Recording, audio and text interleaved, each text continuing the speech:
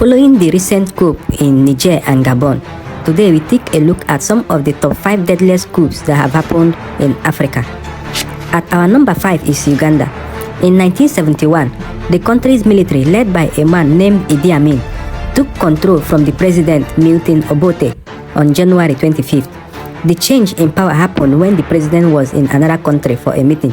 Idi Amin was worried that Obote might remove him from his position, so Idi Amin decided to be the president. People always talk about this event as an example of the military working together. After Idi Amin became the president, using the military's power, he started getting rid of people he thought might be against him. This led to so many suspected opponents being killed.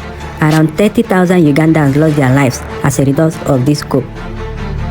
At our number 4 is Rwanda. In 1973, Juvenal Habyarimana, a military leader, took control from the president Gregoire Kayibanda. This change happened on July 5th, and many people felt like it was a betrayal. Before this, when Rwanda was ruled by Belgians in early 1960s, the Hutu people that were the majority started to get angry with the Tutsi people, who were the elite. They formed a political group called Pamahutu to fight against the monarchy and get equal rights for the Hutu. They succeeded in 1961, and things seemed okay, but there were problems between different Hutu politicians from different regions. Before Habyarimana took over, the army have been treating the Tutsi people badly. They even made groups to make sure there were few Tutsi positions, but Kayibanda, the president at that time, didn't like this. The army didn't like that and called him weak. They made up lies against him. This made Rwanda lose its connections with other countries. At our number 3 is Nigeria. In August 1965, a group of army officers began planning to take over leadership from the current Prime Minister, Abubakar Balewa. They believed that the people in charge were causing problems for Nigeria because they were being dishonest and stealing money meant for everyone. The president of Nigeria, Nnamdi Azikiwe, left the country later that year. While he was away, the Senate President, Nwafor took over his role temporarily. On January 15, 1966, a group of rebellion soldiers led by Chukwuma Kaduna Nzogo and Emmanuel Ifeanyi started a coup in Nigeria. They killed 24 people, including the Prime Minister, politicians, army officers, and their families. They also attacked several cities and blocked rivers. The head of the army, Johnson Agoyi Ironsi, had to take charge of the government because the country was in chaos. Many people believe that Agoyi becoming the leader was planned. This didn't go well with the northern region, and it led to the Nigerian civil war.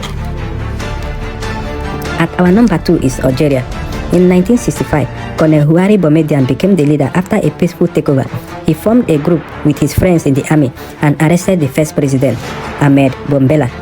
They put him in jail in June 1965 after Algeria had fought for freedom from 1954 to 1962. Ahmed Bombela became the prime minister with the help of Houari Boumediene and the National Liberation Army. He got rid of the old prime minister.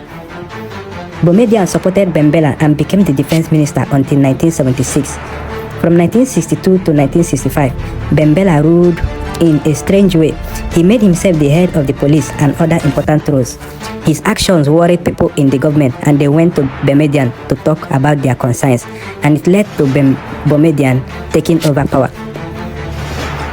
Finally, at number 1 is Liberia. A high-interest bank loan to the Liberian government contributed to a political crisis that led to President Edward J. Roy's removal from office. He was replaced by his vice president for the remaining days of his term. Since Liberia didn't have enough money to expand further its lands and develop its economy, President Roy sought help from other countries.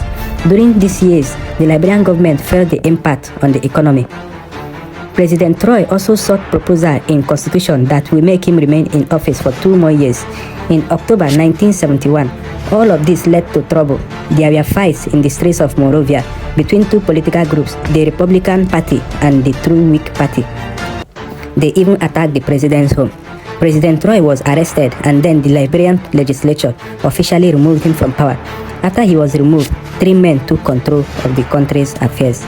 Thank you for watching this episode, and please don't forget to share.